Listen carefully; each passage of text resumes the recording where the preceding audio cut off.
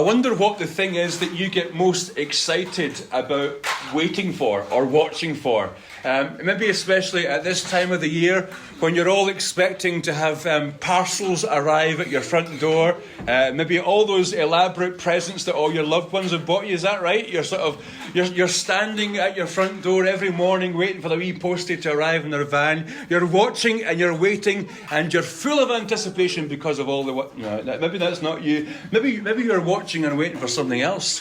Maybe you're at the restaurant and you've had your starter and it was delicious.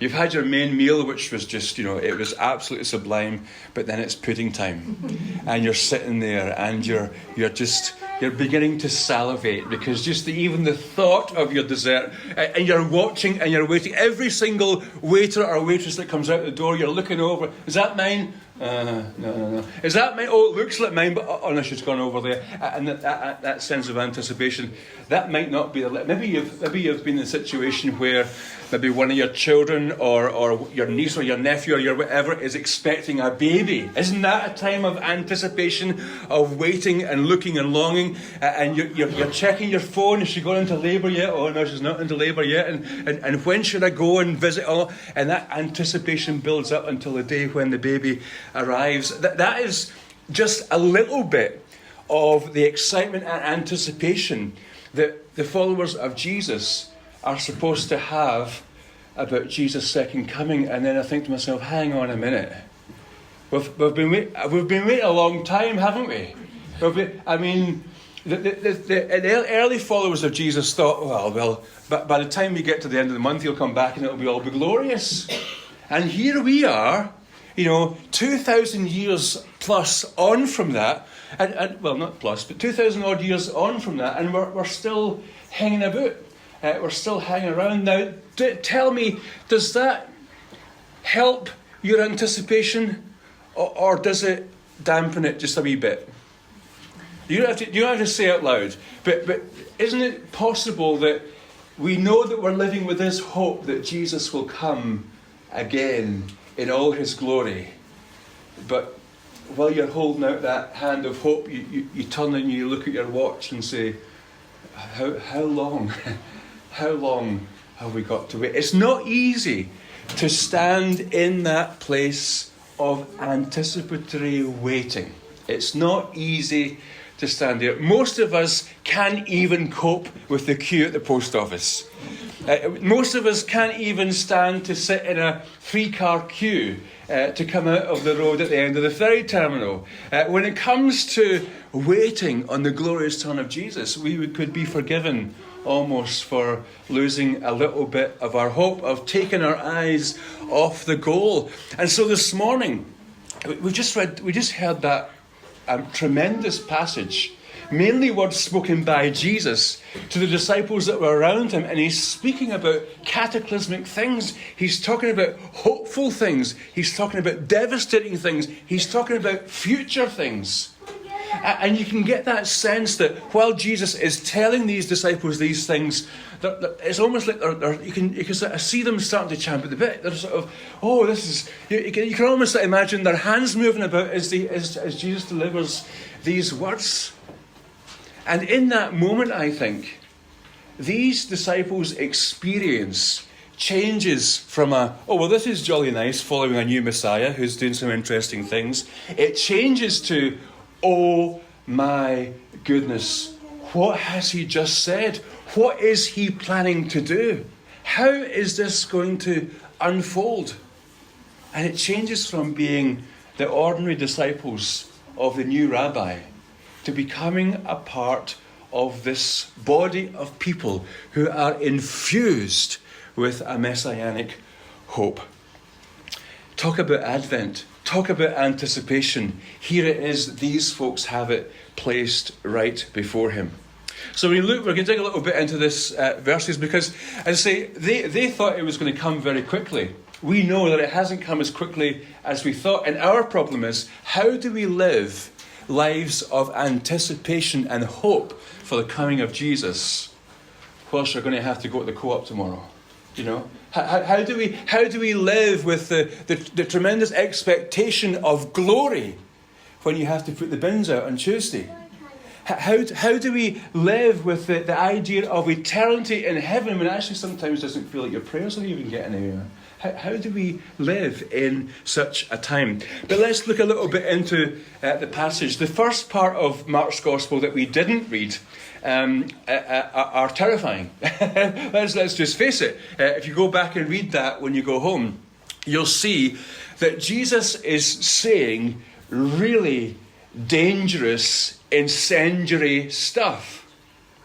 And I can guarantee you that if Jesus Christ of Nazareth stepped into Arran Baptist Church on a Sunday morning and said the kind of things that he said to the disciples that he was saying them to, you wouldn't be very happy. You would probably be terrified, and you would be wondering, do I really want to follow this guy?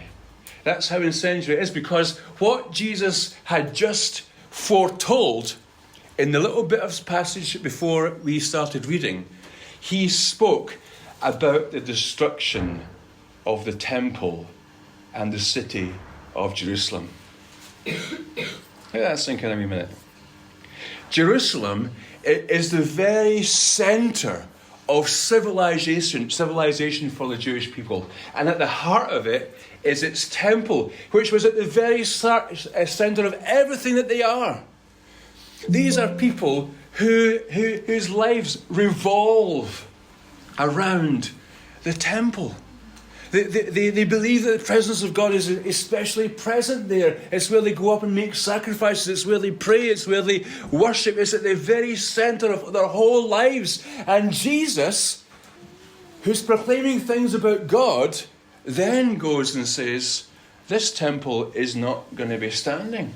There's not going to be one single stone sitting on top of the other. Jesus, the Messiah, this guy that they thought was coming to throw over their Roman oppressors and save and liberate Jerusalem and all the people, is saying the opposite. We're going to bring it down. We're going to bring it down. Think about that. How would you feel about that? If Jesus comes into your life and says he's going to bring down the thing that is at the very centre of your life and your existence, and there's something new and different going to happen, how would you feel about that? Not only that, he's saying to them, this is going to be fulfilled in your lifetime. This is going to be fulfilled in your lifetime. And you know what? Around about the year AD 70, Jerusalem was attacked, the temple was destroyed, and Jerusalem was a smouldering rubble. They could see in front of their eyes these words of Jesus coming into place. Now, I don't know about you, but that would make me alert and watchful. You know, I would take note at that. I would take note. And these disciples are starting to realise that something is happening. Now remember at this point when Jesus is speaking here, these disciples hadn't yet seen the mock trial of Jesus. They hadn't yet followed him or watched from a distance of Jesus hanging on a cross outside the city walls. They hadn't seen the little parade that took him and put him in a borrowed tomb. They hadn't seen or heard the news of a resurrection. They hadn't seen him making breakfast on a beach. They hadn't seen him walk into the room and speak peace to them. They hadn't stood on the mountainside and watched Jesus ascend into the clouds and then be told that the way you've seen him go into the clouds is the way you... They hadn't seen any of that yet. They have nothing else to build their hope upon. They are just hearing these words of Jesus and this exhortation. And the church down through the ages, starting with those disciples, would soon learn the challenge of living with the hope of the promise that Jesus will finally return.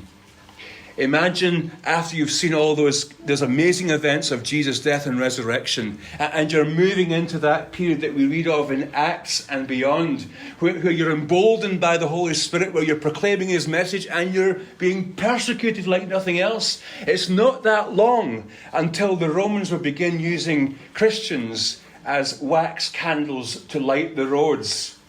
Do you hold on to the hope of Jesus coming in that situation?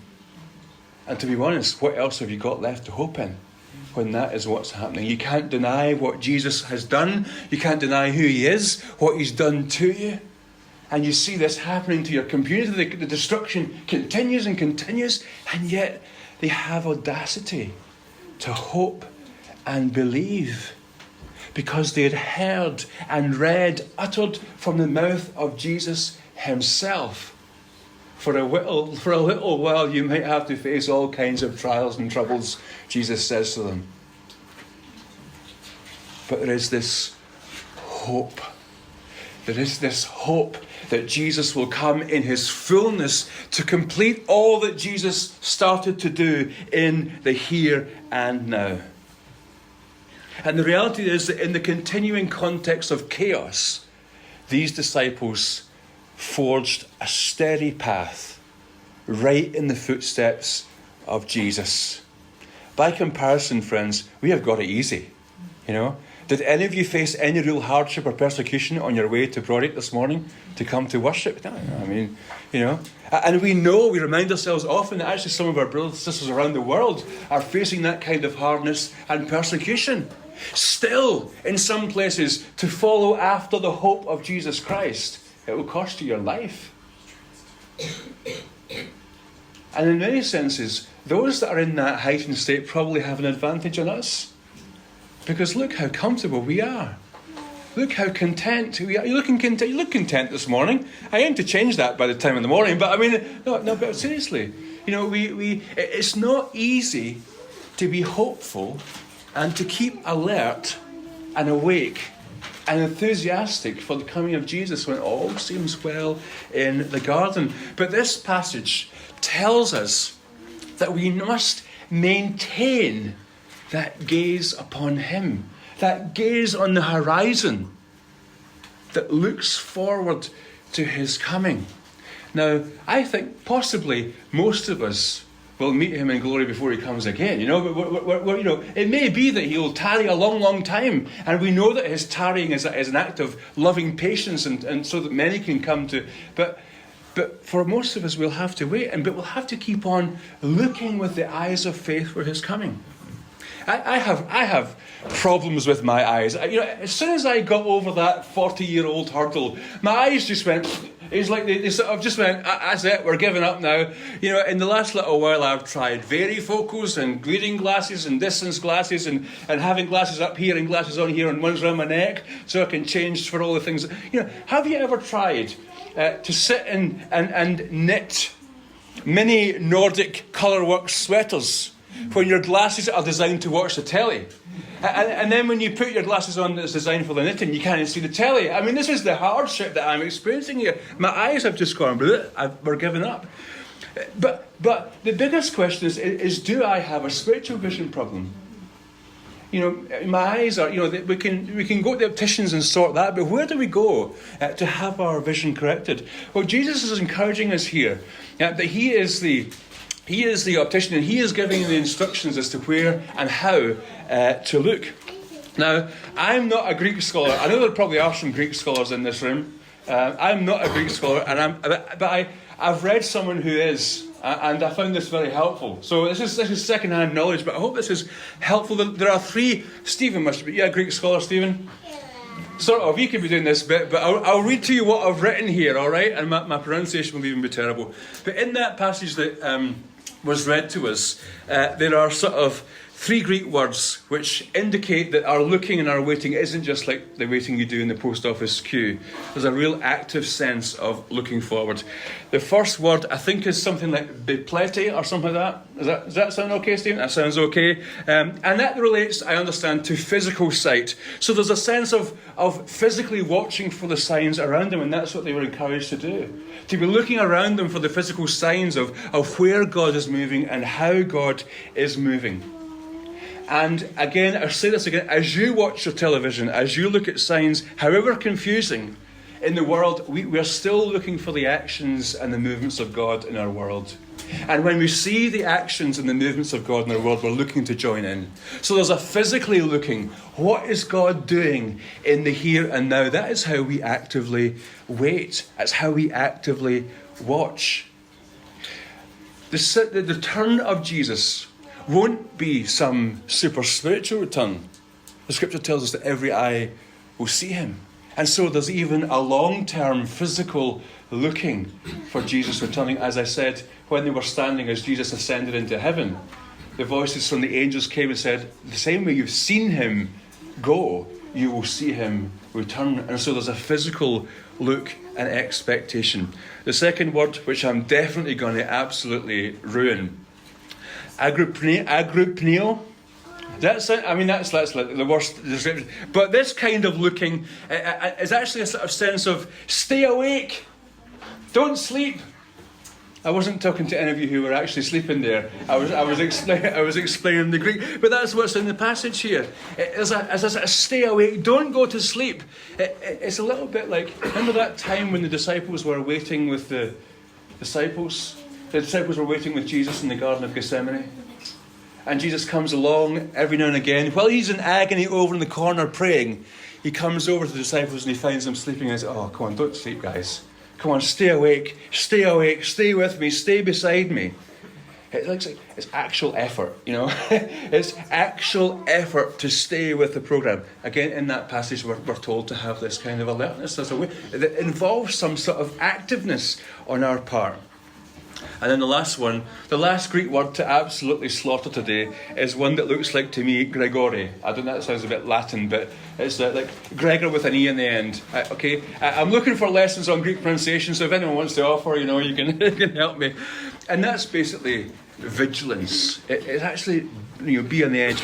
Again, 3 words in that passage which tell us, in no uncertain terms, look, we're actively waiting and looking and expecting. And you might say, that's all very interesting, Andrew. We're half impressed by the attempt at even bringing out some Greek words. But what on earth does that actually mean for me today? How do we actually do it, I hear you ask? No, I don't actually hear it, but I can see it's in your heart. It just hasn't come out yet. If this exhortation and warning was so important for Jesus to give in 3 different ways in the space of one little speech, we need to learn how to be faithful to it, and we need to learn how to do it. As we said earlier, when we're keeping track of the days that lead up to Christmas Day, we might be able to tick off a calendar. We might even be able to enter a time of fasting or praying or getting ready, getting the shopping done. And that's easier to do in the short term because Christmas is the 25th of December every year. We can cope with a period of waiting which has a definitive end. But when we're waiting for the return of Jesus, we're talking about a very different matter. How do you look and how do you live for the coming of Christ when you've got no time frame? It's not that constant readiness of, you know, look busy because Jesus is coming. I don't know if you've ever been in a situation, maybe at work, maybe where there's a member of staff who isn't always most proactive. Can you think of someone maybe you've known? And then all of a sudden, when you hear that the boss is coming or the director's coming or something, all of a sudden there's a franticness. And they look very busy, and everything looks like a hive of industry. And the moment that boss is gone, it's like, you know, back to the room for a cup of coffee and a long sit and reflect.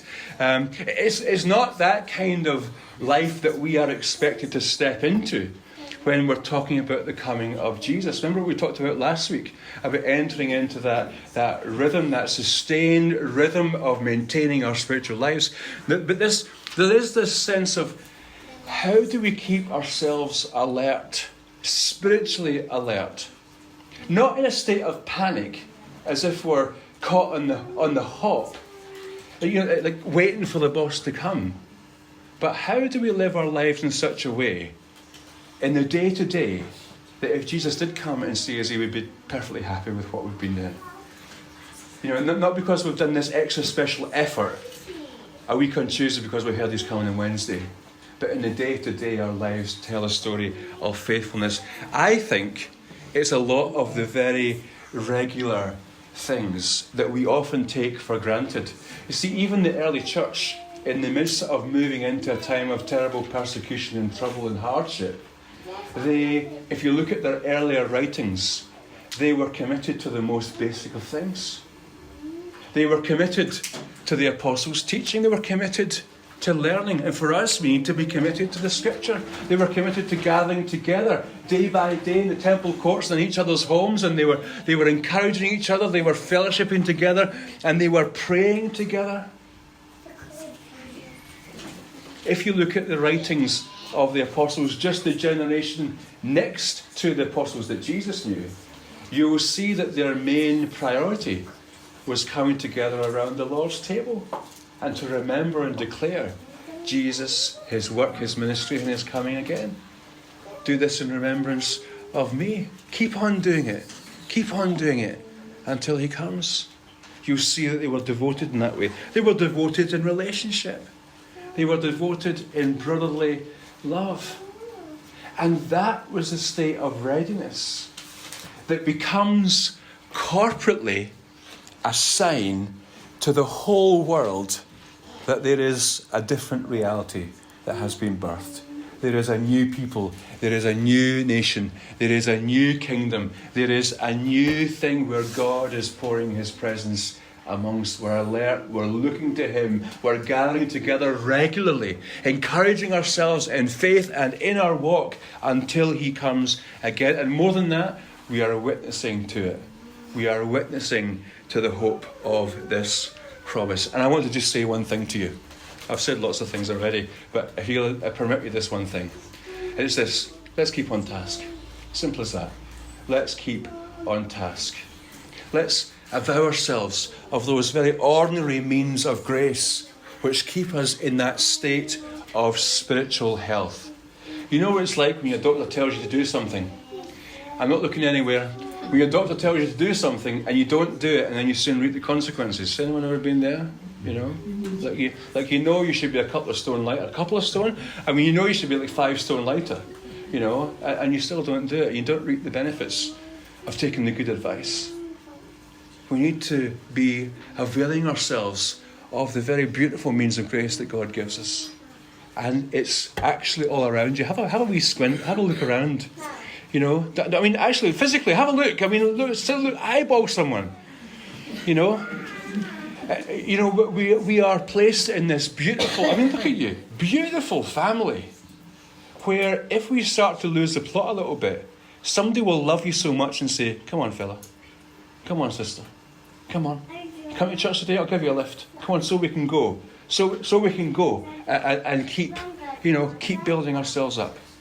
That's that state of active readiness. And I can assure you, when those things, those commitments to those simple sustaining things disappears, it's a very fast track before you find yourself wandering far from Jesus. And do you know how I know that? I have seen it so many times. I've seen it so many times.